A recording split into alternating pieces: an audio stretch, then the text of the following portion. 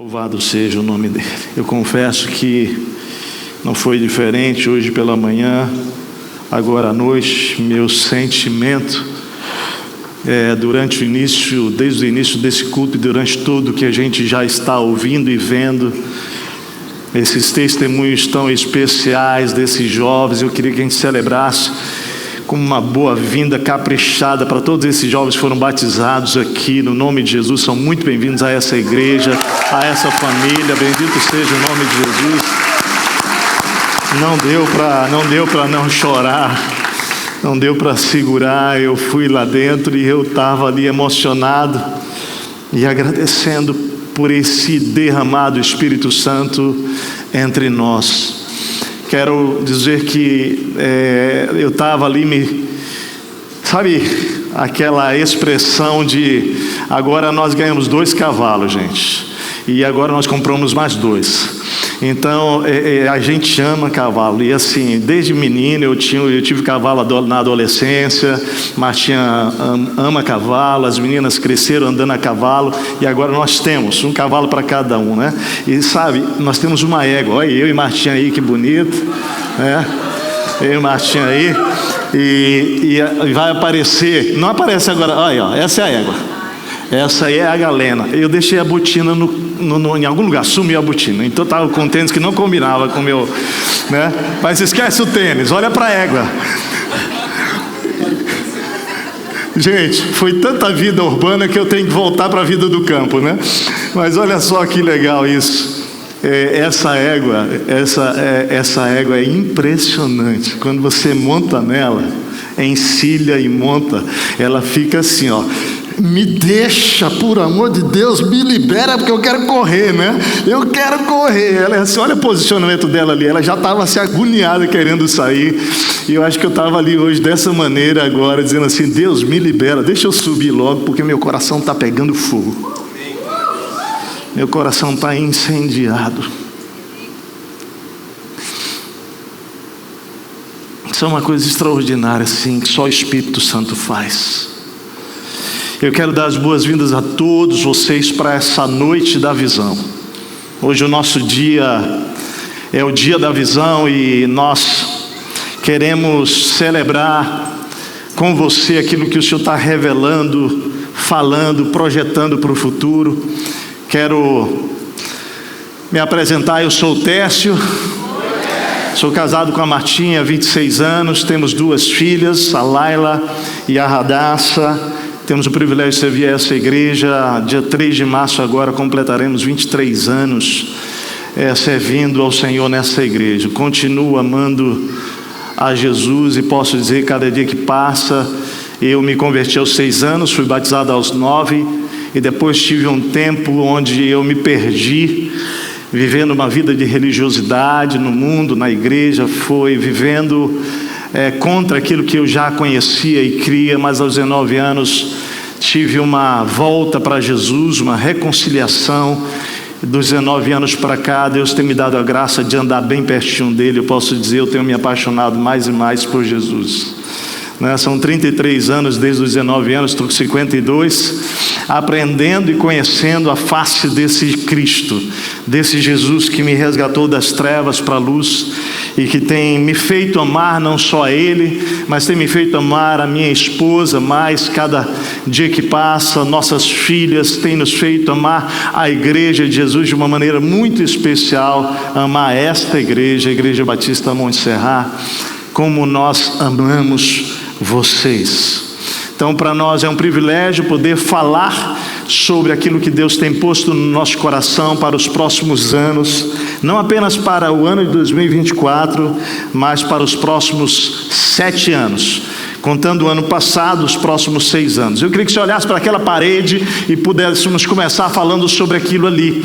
Cada discípulo ministro, cada casa uma igreja. Vamos falar juntos? Cada discípulo um ministro, cada casa uma igreja. Então, nesse dia da visão, nessa noite onde nós vamos entrar falando sobre a visão, eu quero começar definindo visão. E nós vamos olhar começando na perspectiva daquilo que o mundo corporativo, daquilo que as empresas falam sobre visão, daquilo que é comum a todos nós quando falamos acerca de visão. Vamos definir visão nessa perspectiva. Nós conhecemos essa frase, os livros de administração falam sobre visão, isso, que visão é um retrato de um futuro almejado.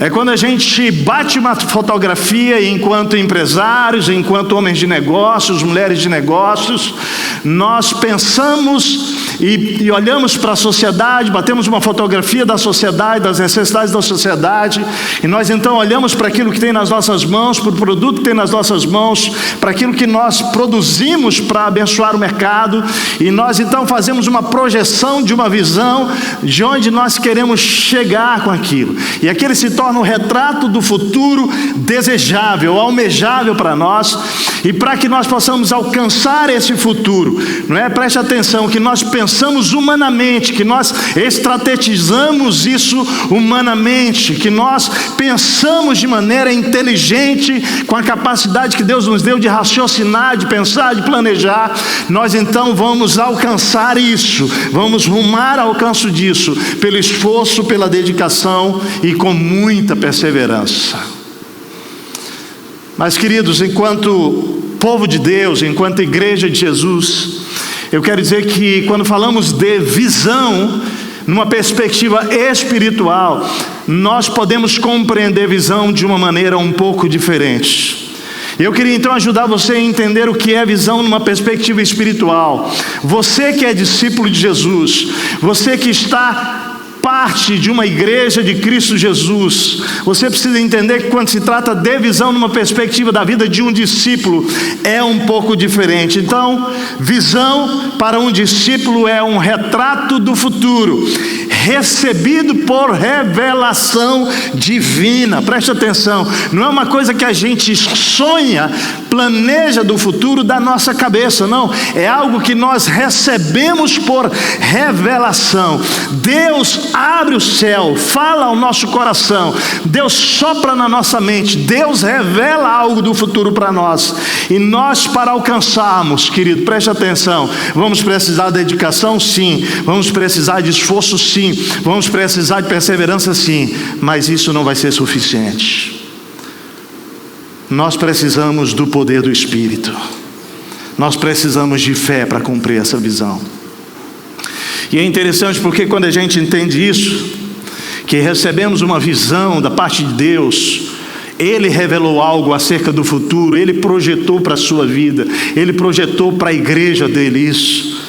Você toma aquilo como uma missão, e essa missão começa a engravidar você, e essa missão começa a levar você a almejar, a entregar tudo o que você é e tudo que você tem para cumprir essa missão. E você assume uma tremenda responsabilidade em cumprir essa missão de maneira comprometida. E esse é o nosso tempo.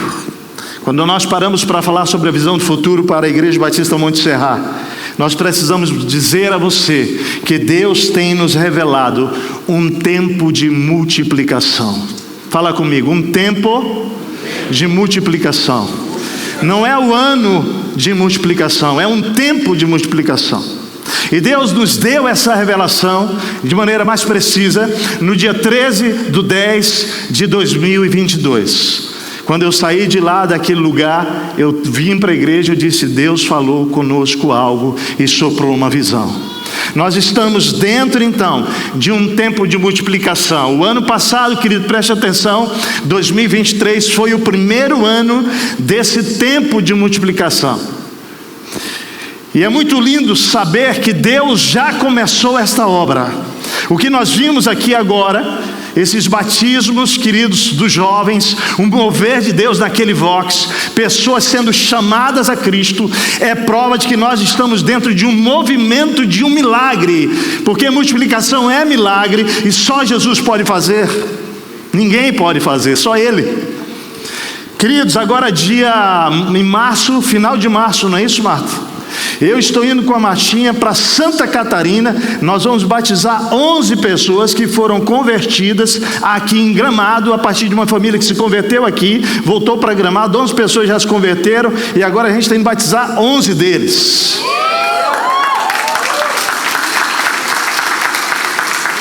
Agora, nesse exato momento, nós temos 97 pessoas que estão no nosso espaço Conexão, todos novos convertidos e pessoas que estão transicionando, que tomaram decisões com Jesus, que estão sendo ingressados como membros desta igreja. Agora mesmo, nesse momento que nós estamos aqui, uma equipe grande de pastores está lá com eles.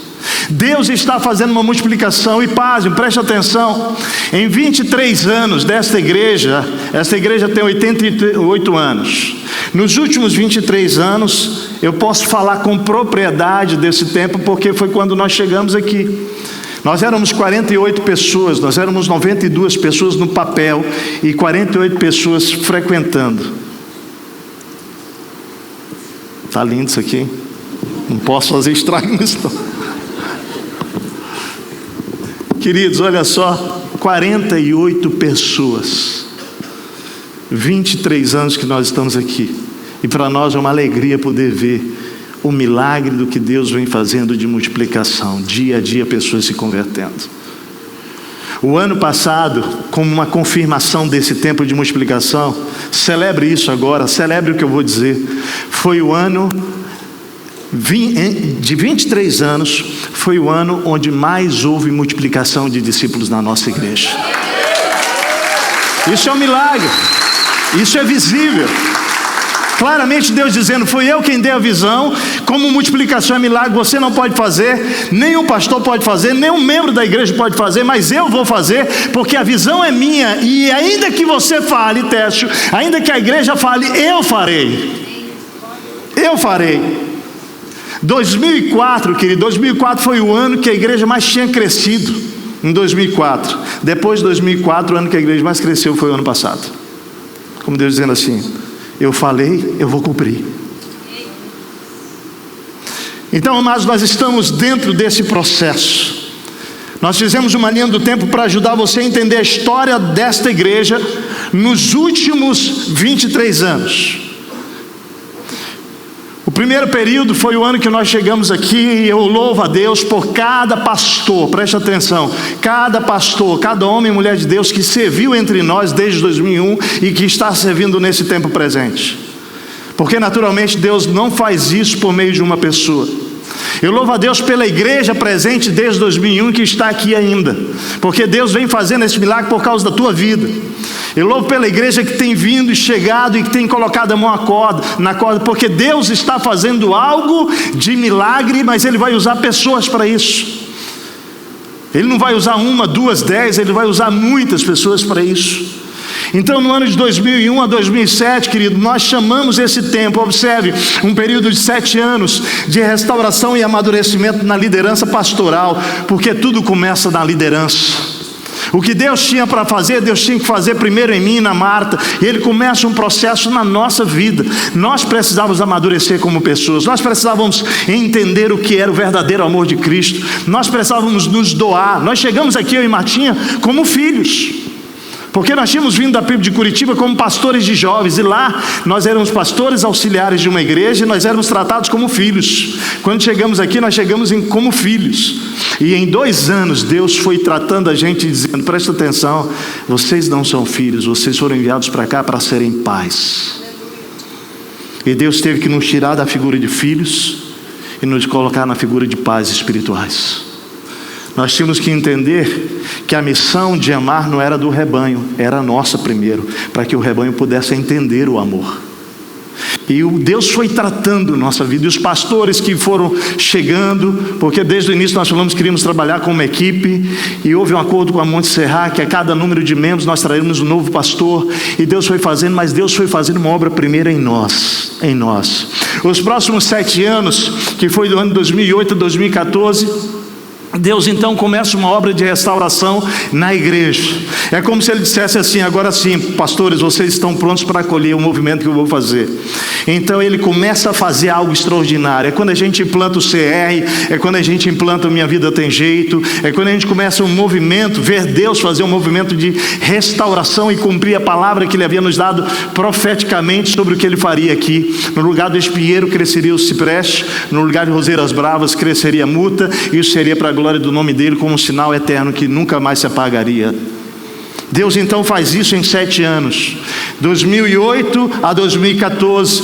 Depois vem um processo sabático, onde a igreja nos envia. Nós somos convidados para ir para os Estados Unidos por um seminário. Nós vamos passar 8 meses e meio lá, e aí acontece algo muito lindo, porque aquela equipe que estava sendo formada pastoral, eles ainda eram filhos da igreja. Mas naqueles 2 anos antes da nossa viagem para os Estados Unidos, Deus fala conosco. Nós nos reunimos num retiro com a equipe pastoral e dissemos para eles: vocês precisam se tornar pais da igreja, vocês não são mais crianças. E ali nós oramos por isso. E Deus, estrategicamente, 2 anos depois, nos manda para os Estados Unidos. E essa equipe fica aqui para pastorear a igreja naqueles 9 meses. E eu e Martinha voamos para os Estados Unidos. E o nosso acordo era o seguinte: nós não vamos ligar para vocês nesse período, e nem vocês liguem para nós. Nós vamos só orar uns pelos outros. Quando aparecer problema aqui, vocês põem o joelho no chão e falam com o Papai do Céu. O Senhor da igreja, o cabeça da igreja, vai liderar vocês. E gente, foi extraordinário o que Deus fez, porque toda aquela equipe pastoral começou a assumir a liderança desta igreja de uma maneira linda. E o que foi bonito foi Deus falando assim: não coloca nenhum deles sobre o outro, eles todos são pares. Então um liderava 50 dias e os outros apoiavam. O outro ia para cá, o outro liderava, apoiavam. E assim foram trocando por todos aqueles 9 meses, e algo extraordinário aconteceu. Essa igreja foi vendo aqueles meninos se transformarem em homens e pais espirituais aqui. E foi tão poderoso aquilo, mas foi tão lindo que Deus fez, que a gente começou a receber mensagem lá nos Estados Unidos assim: Teste, Martinha, não preciso voltar mais não, o negócio aqui ficou melhor, né? Ficou melhor. E isso foi lindo, porque veja bem, pegando aquela data de 2014 para trás, 7 anos ali, aquele ano que eles pastorearam essa igreja sem nós, foi o melhor ano da igreja. Ou seja, Deus realmente estava fazendo coisas extraordinárias na obra dele aqui, de consolidação daquela base pastoral, daqueles jovens pastores que hoje são tudo adultos, glórias a Deus, com filhos, já são quase avô alguns desses, não, ainda não, né? Mas nós chegamos então na 3ª camada desta igreja, 2016 a 2022. Quando a gente volta dos Estados Unidos, Deus ressignifica a visão para nós.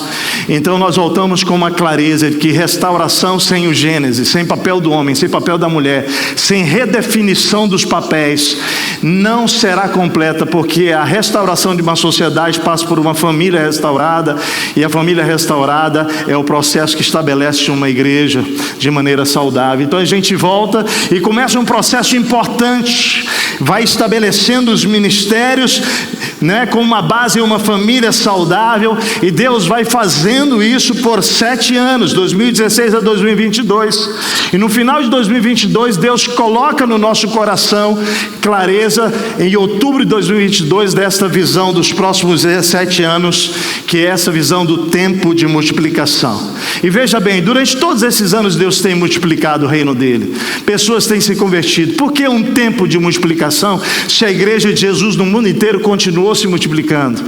Mas eu creio que há tempos na história desta igreja, onde Deus faz um sopro específico, exponencial de multiplicação.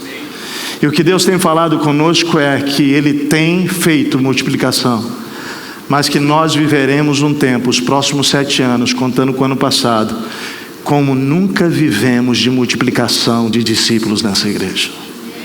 Você crê nisso? Ele já tem dado sinais, queridos. Ele tem dado evidências claras disso para nós.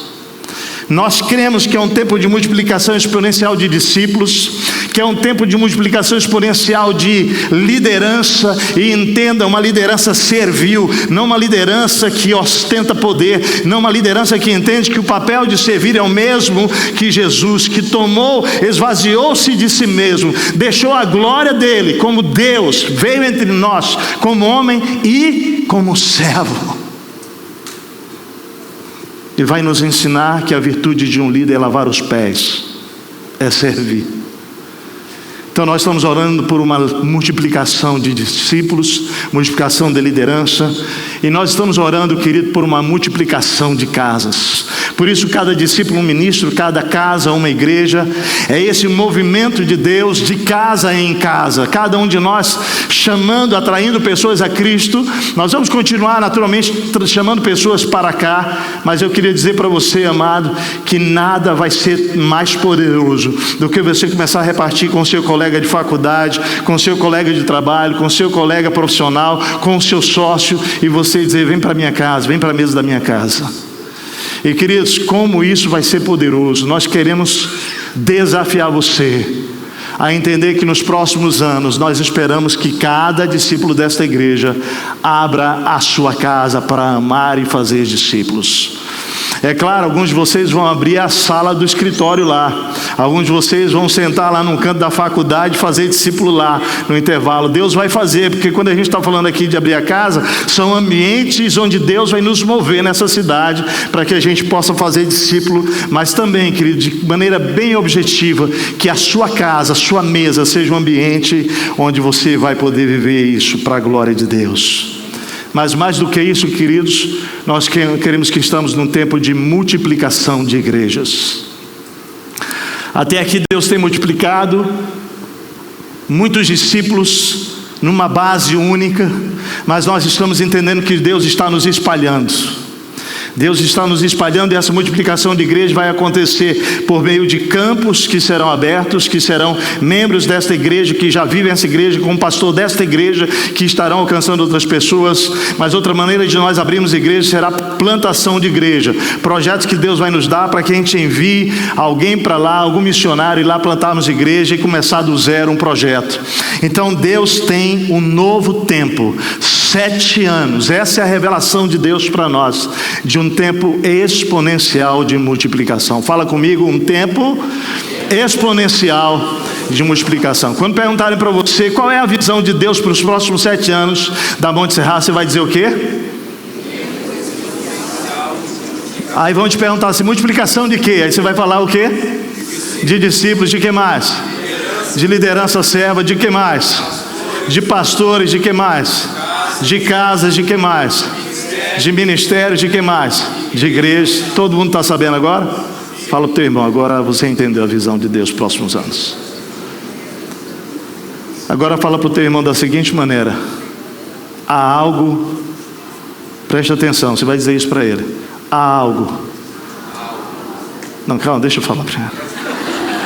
Você vai dizer para pessoas do lado assim: ó, há algo nessa visão que ninguém vai fazer, porque é o seu lugar.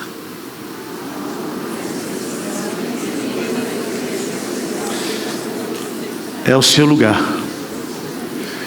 E deixa eu dizer para você, nesse processo Deus vai pegar e vai usar crianças, amém? Deus vai usar adolescentes, amém?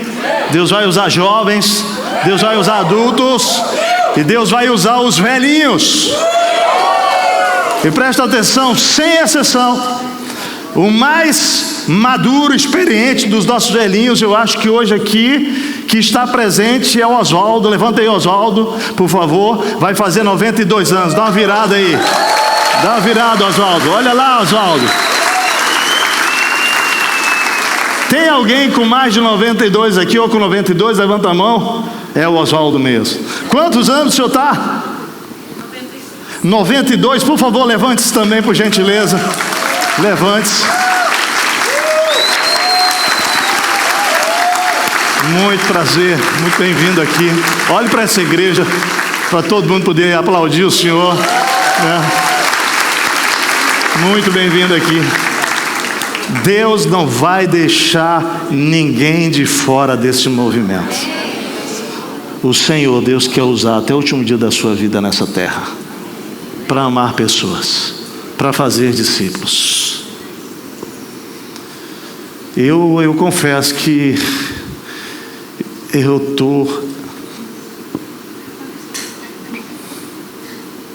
tô apaixonado pelo que Ele está fazendo. Eu estou altamente, mas altamente incendiado por isso. Pergunta é: nós vamos ou não vamos? Nós vamos, gente? Fala para o teu irmão assim, ó, Deus quer tudo que você tem para essa visão acontecer aí. Ó, se você pensou em dinheiro, Deus também quer o seu dinheiro.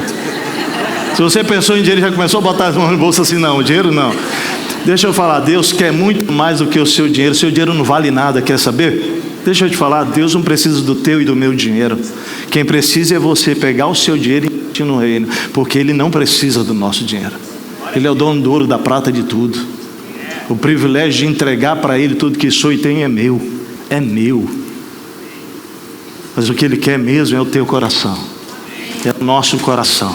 É isso que importa para Ele. E aí quando vem o coração, vem tudo. Amém, gente? Vem tudo. Vamos lá então. A pergunta é: como é que nós vamos alcançar isso? Ver tanta igreja sendo aberta. Eu vou precisar contar para a igreja agora, ao vivo e a cores, o que aconteceu hoje de manhã. Eu vou precisar, porque isso é uma obra divina.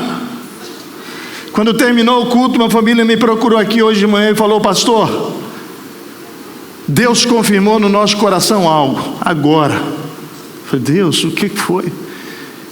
Nós abrimos a igreja em Gravataí tem poucos meses, agosto do ano passado.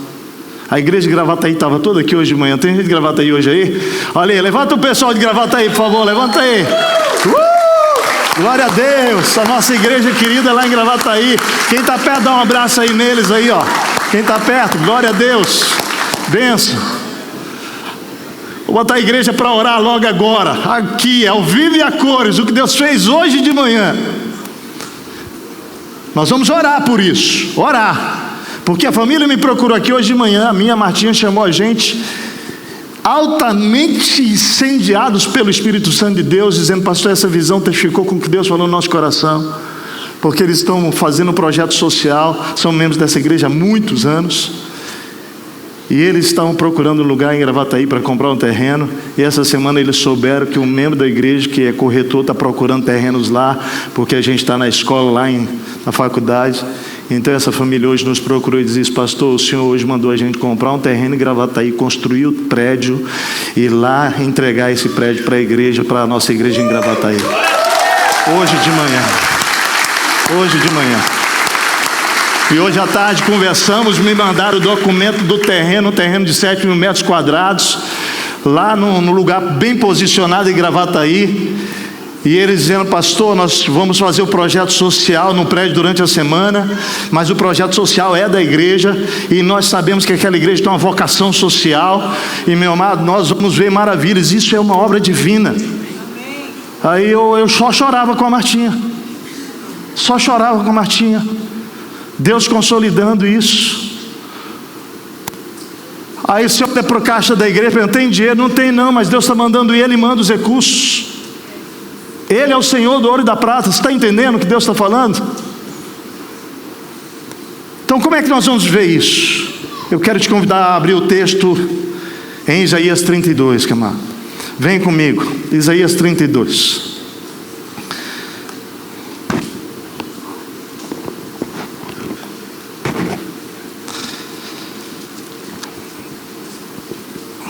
Eu queria que você saísse daqui comprometido em oração por isso, por esse assunto de Gravataí, porque amanhã de manhã, uma equipe vai lá para ver o terreno já.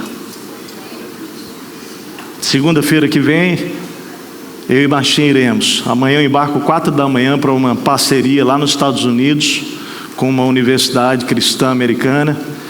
Estamos indo para lá, nós e o reitor da Faculdade Teológica de Juí, onde nós temos uma parceria, porque estamos formalizando uma parceria com esse seminário. Mas chego no sábado, domingo prego aqui, na segunda-feira às 10 da manhã irei ver o terreno com a Martinha lá. E se Deus quiser, hoje foi exatamente assim: pastor, mensagem de hoje à tarde, e nós ligamos para nos falar: pastor, é só você e a Martinha e a equipe ver o terreno e dizer sim, que nós vamos comprar o terreno e começar a obra, vai ser rápida. Ninguém faz isso se não é um movimento do Espírito Santo. Milagre é obra do Espírito Santo. Eu quero que você leia comigo esse texto, porque veja bem, Deus tem uma visão de multiplicação, e Ele vai usar todos nós para isso, e hoje à noite nós queremos olhar para esse texto, e entender a realidade da sociedade. Presta atenção, nós vamos enxergar a realidade da nossa sociedade. Esse texto vai nos dar uma visão da nossa sociedade, que é semelhante à sociedade de Jerusalém nos tempos em que foi escrito esse texto. É um texto onde o profeta Isaías denuncia Jerusalém e anuncia o que vai acontecer em um ano em Jerusalém, porque nações iriam invadir Jerusalém e acabar com a festa. Só que esse texto também é um texto messiânico. Ele anuncia para o momento que Jesus vem, e anuncia um momento profético de Atos capítulo 2, onde o Espírito seria derramado sobre aqueles que crescem. Então eu queria que você olhasse esse texto e lesse esse texto agora na perspectiva que o profeta está anunciando, que viria um rei chegaria. Ele está anunciando sobre Jesus, e que esse rei estabeleceria um novo reino, e que esse novo reino, querido, ele seria colocado nas mãos dos príncipes. Preste atenção uma coisa: quem é filho de rei é o quê? Fala para o teu irmão aí, você é um príncipe, você é uma princesa. Se você é filho do rei Jesus, você é príncipe, você é princesa. Deixa eu te perguntar uma coisa: qual é a missão de um príncipe? Quando ele assume o reinado como príncipe, ele dá continuidade ao governo do rei, certo ou não? Então essa é a missão da igreja,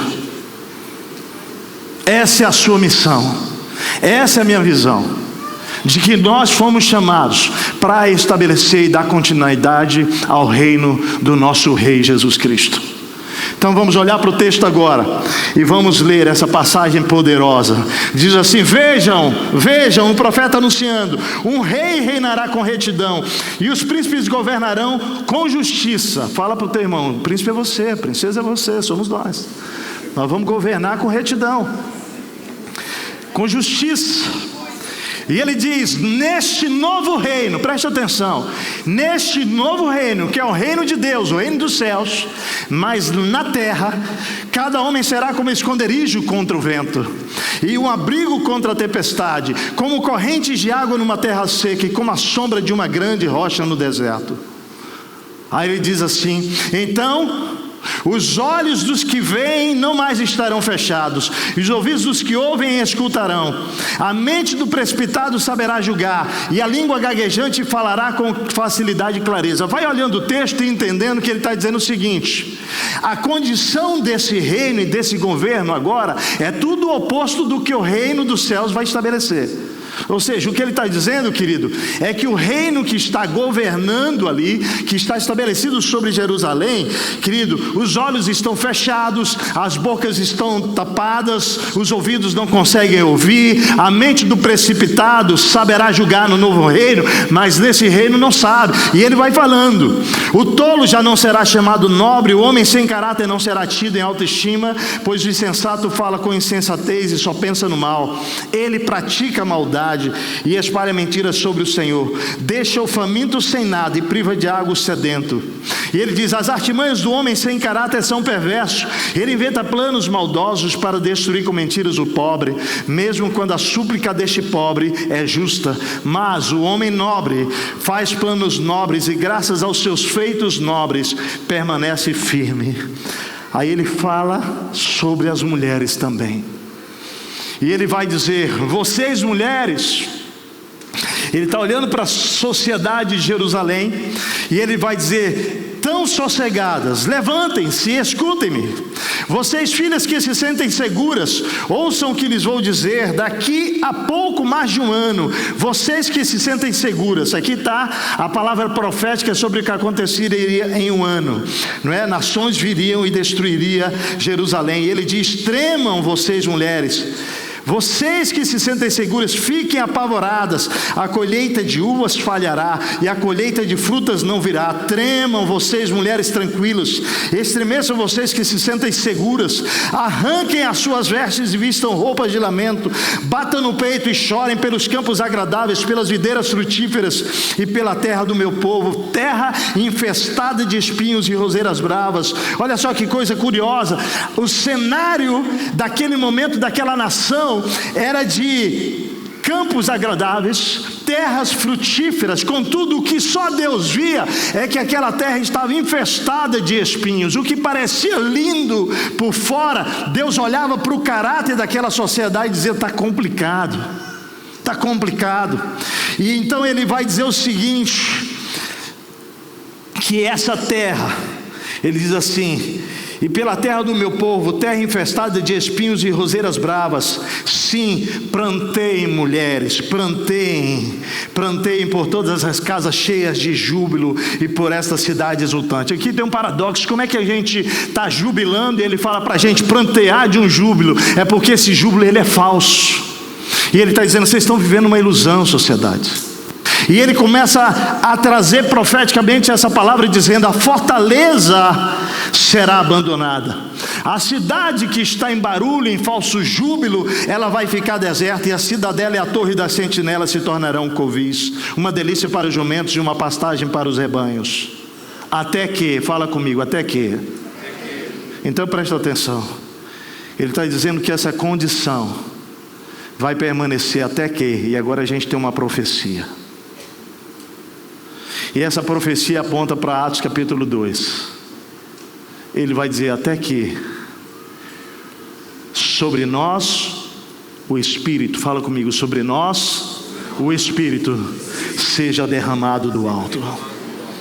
Até esse momento, porque quando o Espírito Santo vem, quando o Espírito invade o coração de uma pessoa, quando o Espírito invade uma sociedade, quando o Espírito invade uma nação, Deus começa a mudar o destino dessa nação. Deus começa a mudar o destino da família.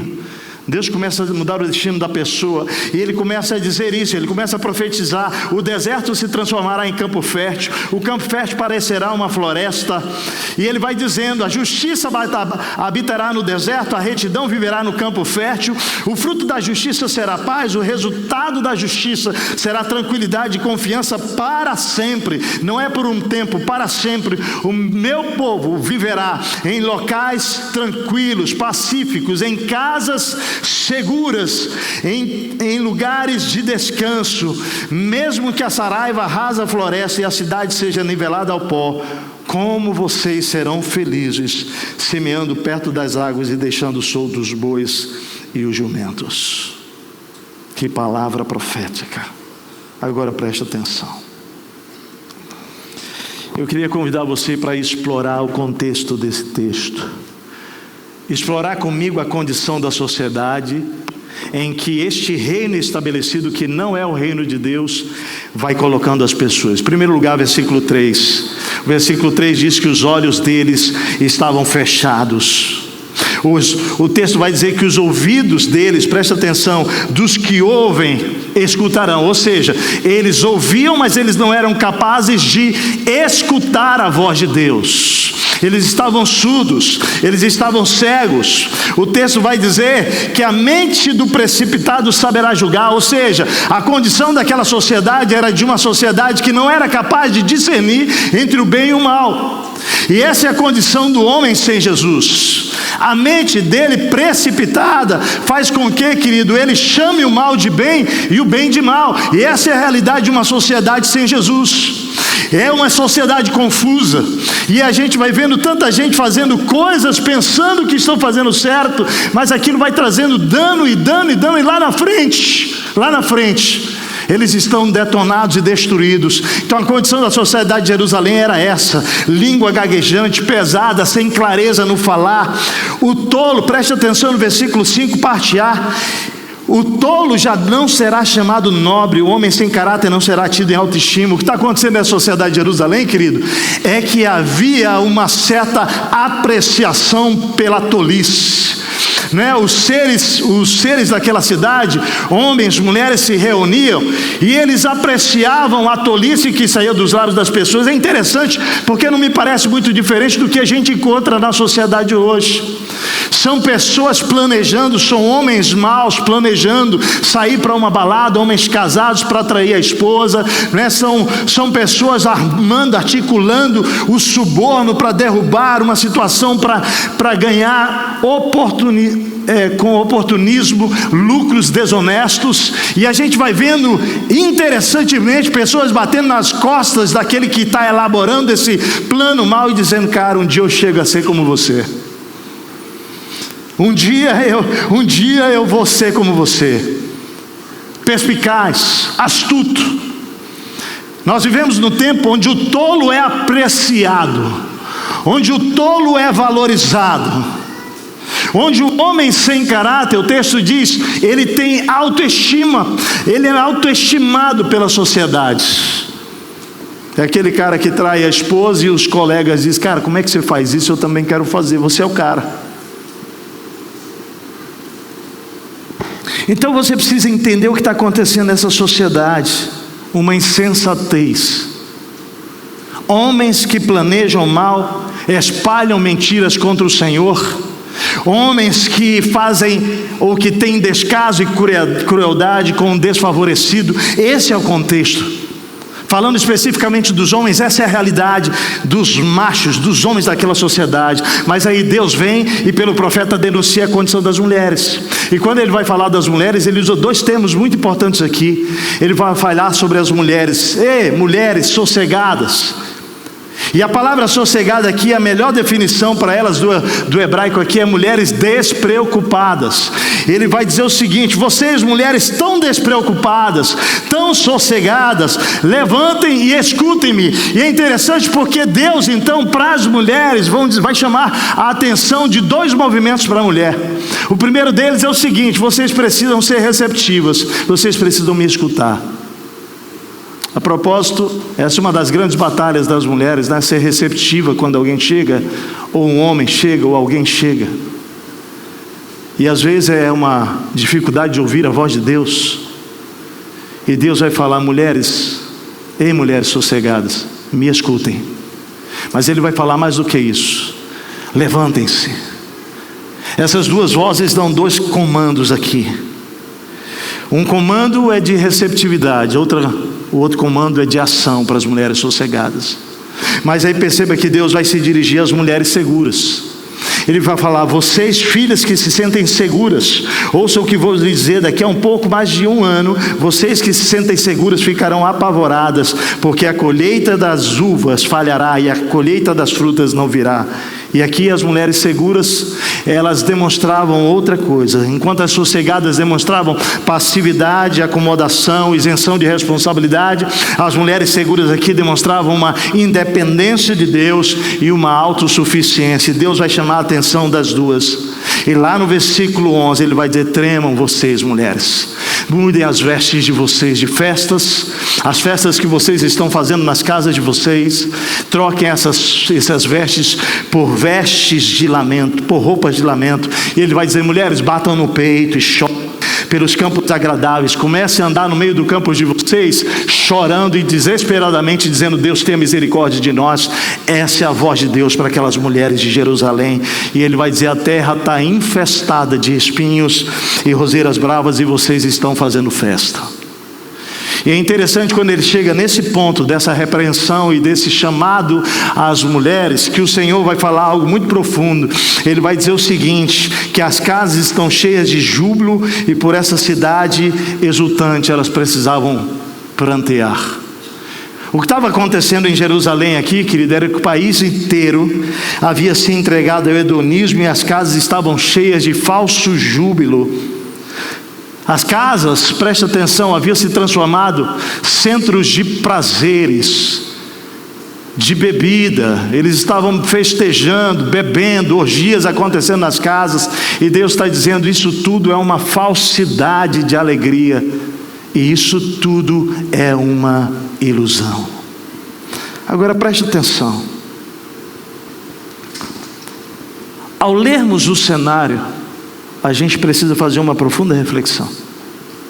E a reflexão é o seguinte: o que acontece com uma sociedade que vai caminhando dia a dia nessa direção? Você já parou para pensar? O que vai acontecendo na alma dos homens e das mulheres que vão assumindo esse tipo de posicionamento na nossa sociedade? Você precisa agora olhar para a nossa cidade. Você precisa olhar agora com misericórdia e compaixão para a nossa cidade. Porque o que vai acontecendo na alma do ser humano que se posiciona debaixo de um governo desse é dor, é tristeza, é desespero, é fome de alma, é sede de alma, é cansaço, é desespero. E é o que nós temos encontrado na nossa sociedade. A gente perdido, não sabe para onde ir. São pessoas desesperadas, são famílias sendo quebradas, destruídas, são homens abandonando lares, constituindo novas famílias, quebrando a segunda, a terceira, constituindo novos filhos, deixando esses filhos abandonados. São mulheres traindo maridos. O que vai acontecer na sociedade são homens buscando, são filhos que não tiveram pais, buscando encontrar refúgio em algum lugar, como sexo, como droga. E o que a gente vai ver numa sociedade que vai começar a gritar, a chorar o desespero. Mas, preste atenção, a palavra profética aqui é que isso não vai durar para sempre. Ele faz essa narrativa e ele diz que isso vai acontecer até que fala comigo, até que o que, gente? O Espírito venha sobre nós.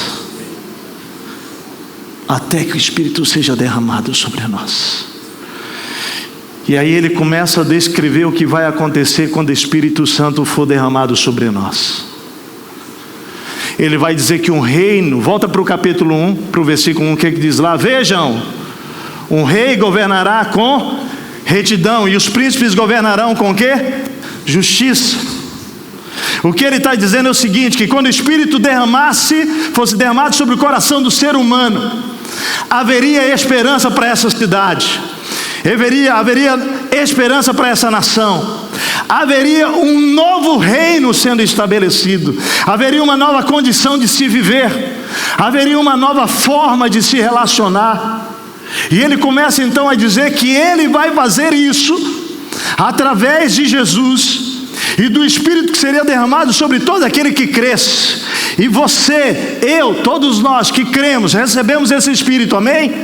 Quantos aqui já receberam o Espírito Santo? Amém. E que por recebermos o Espírito como príncipes e princesas, nós agora nos tornaríamos os agentes do estabelecimento do reino de Deus. E aí eu quero te convidar agora a essa visão. Olha comigo, por quem Deus vai fazer isso? Eu quero te levar agora para essa visão espiritual. Fala comigo. Cada homem e cada mulher. E aí você pode colocar de criança e idoso. Vamos lá? A palavra profética do Isaías para nós esta noite é como uma revelação do Espírito para você e para mim. Volta comigo para o versículo 2.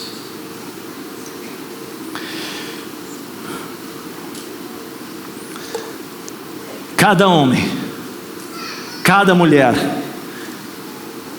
cada casa, fala comigo, cada casa. 4 aspectos da visão que Deus está nos dando. 4 aspectos. Será como um esconderijo contra o vento. Fala para o teu irmão aí, Deus vai te levantar como esconderijo contra o vento nessa cidade.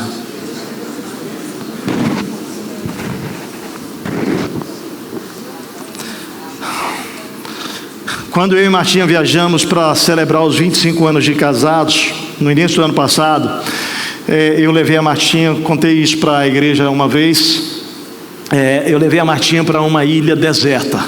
Eu falava para Martinha assim: Martinha, um dia eu te levo para uma ilha deserta. É essa ilha aí. É essa ilha. Não passa nada não, segura aí por enquanto. Eu levei a Martinha para essa ilha deserta que fica lá na Indonésia. A propósito, aqui é um lugar barato para passar férias, é a Indonésia. É 1 por 1 ainda, graças a Deus. O dinheiro até vale mais do que o nosso. Quer dizer, o nosso real vale mais do que o deles ainda. Então olha só, se você encontrar uma passagem baratíssima, que foi o nosso caso, que foi um milagre, vale a pena chegar lá.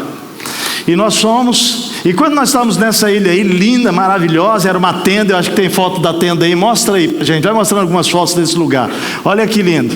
A gente ficou na terceira tenda da fileira da frente, de lá para cá. Olha essa tenda aí. Olha que coisa linda. O banheirinho lá atrás, sem teto, sem nada, chuveirinho. Lugar maravilhoso. Foi gostoso demais. Pode passar. Olha a gente lá, feliz da vida. Ó a minha cara. Ó a da Martinha. Deixa eu contar para vocês. Nós fomos subir aquela montanha um dos dias. Era o terceiro dia da gente na ilha. Subimos a montanha. Quando a gente escala a montanha, a gente estava lá, estava sol, lindo. A gente vendo lá de cima todas as coisas. E de repente começou um vento. De repente começou um vento. Um vento, um vento, um vento. E nós olhamos um para o outro, esse vento está ficando estranho, vamos descer a montanha, vamos descer a montanha, vamos descer a montanha, e de repente a gente começa a perceber que não era só um vento, era mais do que um vento. Então a gente vai descendo, quando a gente está no pé da montanha começa uma chuva, mas tudo que nós queríamos era encontrar o que nesse momento? Fala comigo, um esconderijo. Era isso. Era encontrar um esconderijo, era nos escondermos. Meu querido, nessa cidade está cheia de pessoas passando por uma situação de vento forte.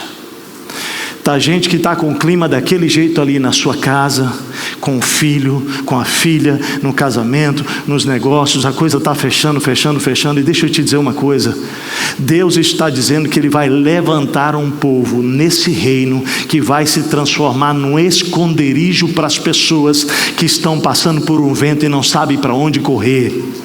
O que Deus está falando conosco é que eu e você seremos para essas pessoas da cidade esse esconderijo, que as nossas casas se tornarão esse esconderijo, que a minha casa, que a minha sala de casa, que lá o nosso ambiente se tornará para essas pessoas que estão enfrentando ventanias, um ambiente onde elas possam chegar. Você sabe como é que funciona quando você está no meio do mato, não é? E você precisa se esconder porque o vento começa a bater, você precisa cavar um buraco, você precisa cortar palhas, algumas coisas, você entra nele, você põe aquilo por cima, e você se esconde, você monta uma coisinha ali, você se esconde e fica ali. É um esconderijo, querido.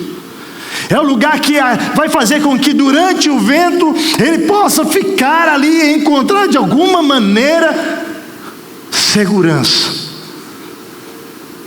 Você crê que existe nessa cidade, nesse exato momento, vizinhos seus, colegas de trabalho seu, que estão passando pelo vento e não sabem para onde correr? Será que a gente pode dizer para essas pessoas: ei, querido, deixa eu te falar, vem para minha casa, vem aqui, vamos conversar, e nós vamos levá-los para dentro de ambientes seguros? O que Deus está falando profeticamente para nós aqui é que Deus deseja que a minha casa, a sua casa, seja um esconderijo contra o vento. Nós pastores, todos nós pastores vivemos células, tivemos nossas casas abertas por muitos anos. Deixa eu dizer uma coisa para você, depois os ministérios foram crescendo, nós fomos nos tornando supervisores de células, líderes de redes e tal, e depois nós saímos das células, nós fechamos as células nas nossas casas, e nós ficamos supervisionando as células, mas o ministério foi demandando, e nós fomos passando supervisão para os líderes da igreja e tudo mais, e depois de um tempo nós só nos reunimos em células pastorais, quinzenalmente. Mas deixa eu dizer uma coisa, Deus tem chamado a todos nós pastores, e eu quero que você entenda isso. Eu quero que você compreenda o que Deus está falando conosco, pastores, porque nós não vamos pedir nada para a igreja que nós não estejamos vivendo, que nós todos, pastores, entendemos que nós precisamos abrir a nossa casa de volta para poder levar pessoas dessa cidade, para fazer das nossas casas um esconderijo contra o vento. E se você deseja que Deus faça isso com você, com a sua casa, com o seu ambiente, seu apartamento, não importa se ele é grande ou pequeno, querido, eu quero te dizer que Deus vai levantar você, uma multidão de pessoas aqui, para que nós possamos dizer: ei, meu colega, vem cá, você não precisa passar por esse vento sozinho não, vem cá, eu vou passar com você. Agora o texto continua falando, e o texto vai dizer de uma tempestade, querido. Ele vai dizer: tem uma tempestade, tem algo que é pior. E o que o texto vai dizer é que Deus vai levantar cada homem, cada mulher. E aqui é interessante quando ele fala homem. Eu disse isso aos homens da nossa igreja: amados, se tem uma coisa bonita na mulher, é esse coração hospitaleiro da mulher, que a mulher quer abrir a casa, quer trazer gente para dentro, quer servir. Isso é uma coisa que Deus já colocou no coração da mulher. Claro que não são todas, mas é meio que geral. A geração de hoje mulheres, Deus quer resgatar o teu coração de hospitaleira. Sabe por que Deus te fez maternal? Porque não há nada tão poderoso quanto a maternidade. É a maior manifestação da hospitalidade, receber um filho, 2 filhos, 3 filhos, e vai. Mas deixa eu te falar, pastor, eu não sou mãe ainda, então nem entendo o que você está falando. Mas deixa eu te falar, você, mulher que está aqui, que não é mãe ainda, você pode ser mãe espiritual. Você pode amar do mesmo jeito, trazendo para a tua casa e amando outras mulheres lá, fazendo da tua casa um lugar de hospitalidade. E esse texto vai dizer para os homens, e eu gostei, eu disse isso para os homens hoje. A minha oração é que os homens que estão aqui possam chegar para suas esposas, aqueles que são casados, e dizer: ei, mulher, deixa eu dizer, vamos abrir casa. E aí, homens, deixa eu falar, sabe uma das coisas que faz com que as mulheres não queiram abrir muita casa para célula, para receber pessoas e tal? Porque dá trabalho. E quase sempre a gente deixa que sobre para elas. Não é verdade? Faz que sempre a mulher fica cansada, depois tem que lavar isso, tem que lavar aquilo, tem que varrer, tem que passar pano, tem que arrumar tudo de novo. Tá, e o pastor bonzão lá, os outros estão tudo lá. Homens, chega na tua mulher e diz assim: vamos abrir a casa e eu vou trabalhar com você, eu vou acolher com você, vou lavar a louça depois com você, eu vou varrer com você. A propósito, na verdade, o que a gente quer é que a célula inteira ajude a arrumar a casa, porque aí o anfitrião abre e fica mais tranquilo ainda, né? Faz sentido, querido, para você? Todo mundo bota a mão na massa, depois fica maravilhoso. Todo mundo põe a mão na corda. Obrigado, não é na mão, não, é na corda. Então isso é uma benção. Agora, qual é a diferença do esconderijo para o abrigo? Porque o texto diz que nós seremos como um abrigo na tempestade. Lá ele esteve fazendo jocum, e no processo da jocum dela, ela teve que fazer, ela queria ir para o Egito, mas Deus mandou ela para a Noruega, bem próximo, né? Ela escolheu o Egito, mas Deus mandou para a Noruega. E lá na Noruega ela ficou num bunker. E ela então descobriu o que é um bunker. Deixa eu te falar, o bunker é um esconderijo, querido. Um lugar protegido, um lugar seguro. O que Deus quer de nós é que nossas casas se tornem um esconderijo, para um bunker, um abrigo. Um lugar seguro, onde você não vai entregar a pessoa para o inimigo. Ele pode chegar ferida, ele pode chegar machucado, ele pode chegar e denunciar a condição que está, mas você vai levar para debaixo das suas asas aqui, vai botar na mesa e vai dizer: machucado está, nós vamos tratar de você, é teu coração, é tua alma, é o teu espírito, nós vamos cuidar de você, mas nós não vamos entregar você de volta para o inimigo. Deus está nos chamando para ser isso nessa cidade. Mas o texto continua dizendo, e o texto vai dizer de uma condição de seca. Presta atenção. Se você entender o que Deus está revelando nesse texto, querido, o que Deus está falando nesse texto é que quando Ele apresenta um novo reino, e agora dizendo: vocês serão como correntes de águas em terra seca, né? É através da sua vida e da minha vida que nós vamos entregar na vida daqueles que estão desesperados, com sede. Nós vamos entregar a água viva, que é o próprio Cristo, a eles, porque Ele é essa fonte de águas correntes que nunca falta. Quando nós fazemos isso, nós trazemos vida, porque a água dá vida às pessoas. E quando Ele fala que nós seremos, querido, como uma sombra no meio do deserto, sombra de uma rocha no meio do deserto. Deixa eu falar uma coisa para você. O profeta Isaías está falando de alguém que viria, e que seria a rocha. E quem é a rocha, gente? Jesus. Presta atenção. Você nunca vai encontrar descanso debaixo de qualquer sombra que não seja da rocha, que é Cristo. Então o profeta, ele está anunciando que nesse novo reino Ele traria para a sociedade que estava desesperada algumas coisas. Preste atenção aqui. E aqui está o cerne da questão. Ele está dizendo o seguinte: esconderijo traz o que para a pessoa? Traz o que? Segurança. Traz segurança. Abrigo traz o que para as pessoas?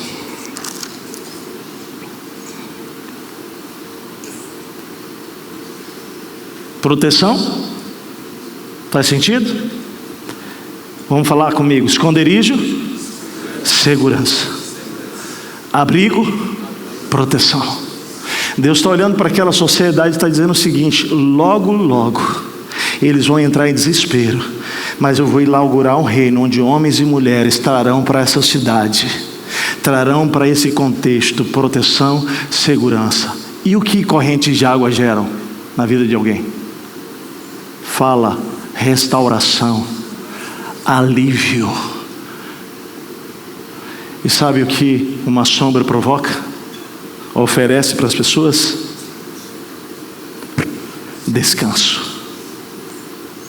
4 coisas: segurança, proteção, alívio e descanso. Vinde a mim todos vocês que estão o quê? Cansados e sobrecarregados, e eu o quê? Presta atenção, Deus está anunciando o ministério de Jesus na terra, através de você e através de mim. É isso. O que Deus espera desta igreja, o que Deus espera dessa jornada dos próximos 6 anos desta igreja, é que cada um de nós se apresente nessa cidade para isso. Mas talvez você diga assim: Técio, mas eu, minha casa, Técio, minha vida, minha família, como eu poderei fazer isso? E eu quero profetizar hoje aqui em nome de Jesus, querido. Preste atenção. O que a palavra nos diz em Atos capítulo 8, é que Ele derramaria do seu Espírito, melhor, Atos capítulo 2, que Ele derramaria do seu Espírito, querido, sobre nós. E que os filhos e as filhas profetizariam. Preste atenção, querido. Deus vai usar os nossos filhos, as crianças, para profetizarem sobre esse povo. O texto vai dizer, querido, que os jovens, cadê os jovens? Ei, jovens, olhem aqui. O texto vai dizer que quando o Espírito for derramado sobre vocês, que Ele vai derramar visão para vocês. O texto diz, querido, que os velhos, cadê os queridos velhinhos nossos? Levantem a mão, por favor. Podem levantar. Eu vou chamar aqui os de 65 para 65, não, pastor, põe 70. Não. Deixa eu dar uma outra palavra que vocês vão aceitar. Os de 65 para cima. Vocês são os experientes do nosso meio. Amém, gente? Presta atenção. Quais são os de 65 para cima aqui? Levanta a mão. Ei, nenhum de vocês nenhum de vocês podem aposentar-se espiritualmente.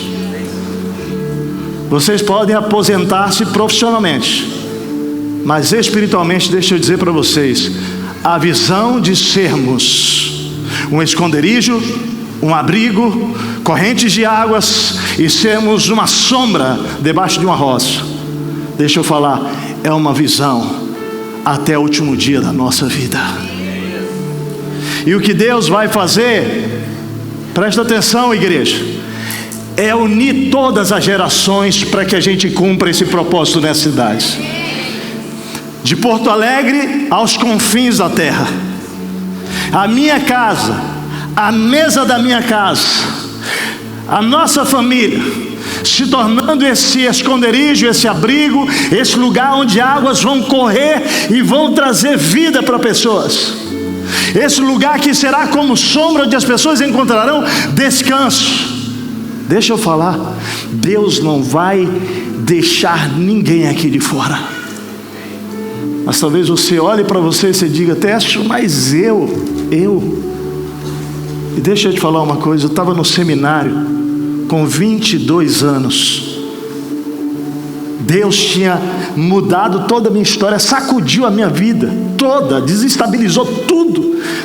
Naquele momento, com 22 anos, eu estava terminando a economia no meu 4º ano, fechando o meu curso de economia, quando o curso mudou para 5 anos. Eu trabalhava no banco, eu tinha, naquele tempo, o sonho de montar a minha academia de karatê, porque eu era atleta da seleção brasileira, brasiliense. Eu estava com o meu plano todo elaborado, ia fazer concurso público em Brasília. Quando Deus pega a minha história e põe de cabeça para baixo, Ele diz o seguinte: eu te escolhi, eu te separei desde o ventre da tua mãe. Eu nasci com 4 quilos 250 gramas, 52 centímetros, era um gurizão. 4 quilos 250 gramas em um mês, 40 dias mais precisamente, se transformaram em 1,2 kg. Os médicos chamaram meu pai e minha mãe e disseram: ele não passa dessa noite. Essa noite, até a noite, se era de dia, até a noite, seu filho vai morrer, prepare o sepultamento dele. Meu pai então pede para me levar para casa, para que eu durma no berço uma noite, no quarto que meus pais haviam preparado. E naquela madrugada, meu pai se ajoelha, minha mãe também estava enferma, ficou no hospital, meu pai se ajoelha em casa, começa a orar por mim naquele berço. E quando meu pai está orando, Deus fala para ele, o Espírito Santo fala para ele: dá farinha com água para o seu filho. A medicina tinha feito por mim tudo que podia em 40 dias. Aí vem uma voz dizendo para o meu pai, desculpa, não foi uma voz, foi a voz, falou para o meu pai: dá farinha com água para o teu filho. Meu pai, depois da oração, vai para a cozinha e faz uma farinha com água, e volta e começa a dar na minha boca lentamente. E pela primeira vez o pai ouve o som, gemido. E naquela madrugada o Senhor me cura. Meu pai, antes de fazer aquela oração, ele disse assim para Deus: Senhor, se for para ele ser uma bênção no mundo, salva. Mas se não for, o Senhor pode levar e eu vou te bendizer. Quando eu estava na faculdade de teologia, o meu professor, Valdemar Classen, ele faz uma pergunta para nós. E a pergunta é: você sabe o que Deus precisa para fazer uma revolução no mundo através de meninos e meninas? Eu tinha 22 anos. Meus olhos se arregalaram naquela sala de aula, olhando bem, prestando os ouvidos para o professor. E ele disse assim: tudo que Deus precisa para fazer uma revolução no mundo através de um menino e uma menina é que eles possam dizer para o Senhor: sim, Senhor, eu quero. Então eu quero pegar aquela palavra do meu professor e dizer o seguinte: você sabe o que Deus precisa para fazer uma revolução no mundo através de uma criança, de um adolescente, de um jovem, de um adulto e de um sábio experiente, uma sábia experiente? O que é, gente, que Deus precisa? Sim, Senhor, eu quero. Se uma voz está dizendo para você é os 70, 80, não, você não tem mais que gastar sua energia não. Deixa eu te dizer, você está no melhor tempo da sua vida para abençoar o reino de Deus, homem e mulher. Deus vai fazer algo nesta igreja, já está fazendo através das novas gerações, crianças, adolescentes e jovens. Ele tem nos soprado isso, Ele tem nos dito isso. Nós vamos ver coisas extraordinárias através das nossas crianças, adolescentes e jovens. Mas presta atenção, o que os jovens, adolescentes e crianças vão ver nessa igreja, eles não poderão viver sem a sabedoria dos adultos e dos velhos. Não poderão. Então, jovens, vocês estão entendendo aqui? Que a sabedoria desse tempo para vocês é dizer, eis-me aqui, Senhor. Mas chegar no adulto, chegar no idoso, numa idosa e começar a dizer, nós queremos ir para lá, e nós queremos a sabedoria de vocês para chegar lá. Amém? Amém. Mas adultos e velhos, deixa eu dizer uma coisa, daqui a 20 anos, alguns de nós talvez não estarão aqui mais, e nós temos uma responsabilidade de passar o cajado para a nova geração. Amém, adultos? Amém, os mais idosos aqui? Amém? Então eu quero te pedir uma coisa, que você olhe para essa nova geração e comece a entender a tua responsabilidade espiritual, de orar por eles, de aconselhá-los, de abraçá-los, de chamar para perto, de ministrar na vida deles, de dizer, você tem um pai aqui, você tem uma mãe, pode contar comigo, de dar conselho. Deus está fazendo algo entre nós. Deus está nos chamando para um tempo de multiplicação, que Deus não vai desperdiçar nenhum de nós. Nenhum de nós. Só que a gente precisa dizer uma coisa para Ele: sim, Senhor, eu quero. Sim, Senhor, eu quero. Com o passar dos anos eu fui entendendo, que só essa frase não basta, porque essa foi a que eu disse naquele dia, sim, Senhor, eu quero. Mas à medida que eu fui andando com Deus, eu percebi que só o sim, Senhor, eu quero não basta. Eu vou precisar morrer para mim mesmo em tudo aquilo que são paixões, para obedecer ao chamado dEle e entregar tudo que eu sou e tudo que eu tenho para Ele. Eu quero deixar claro aqui hoje, presta atenção na tua resposta para Deus, porque quando você dizer sim, Senhor, disser sim, Senhor, eu quero, Deus vai começar a mexer na tua vida. Deus vai começar a mexer na tua casa. Deus vai começar a arrumar a tua casa. Deus vai começar a arrumar a tua vida. Deus vai começar a mexer em tudo. Mas eu posso te garantir uma coisa, agora aos 52 anos, 22 anos naquele seminário, dizendo, eu quero, Senhor. Agora 30 anos depois eu posso dizer uma coisa, tem valido a pena cada dia, deixar para trás os meus sonhos e projetos, para viver o que Deus tem para fazer na minha vida, na minha família e na história do nosso Brasil. Eu pergunto, Deus tem amigos prediletos? Sim ou não? Não. Deus tem amigos íntimos. O que Deus faz com você, Ele pode fazer com você, pode fazer com você, se todos nós quisermos andar em intimidade com Ele. Amém? A pergunta dessa noite então é, quantos aqui querem dizer, sim, Senhor, eu quero? Sim, Senhor, eu quero. Você pode levantar a sua mão e você está, sim, Senhor, eu quero. E quando você está dizendo isso, eu quero que você entenda o que você está dizendo. Você está dizendo, Senhor, eu quero fazer da minha vida, que o Senhor me transforme nesse esconderijo, nesse abrigo, nessa corrente de águas e nessa sombra, debaixo da rocha que é o Senhor. Pega os meus bens, pega a minha casa, pega tudo que eu tenho, Senhor. Pega tudo que eu tenho, para que vidas nessa cidade, que estão desesperadas, com sede, aflitas, angustiadas, cansadas, possam encontrar aquilo que só o teu reino pode dar. À medida que nós vamos cantar essa música, eu te convido a você se movimentar. Você pode ficar em pé, por gentileza?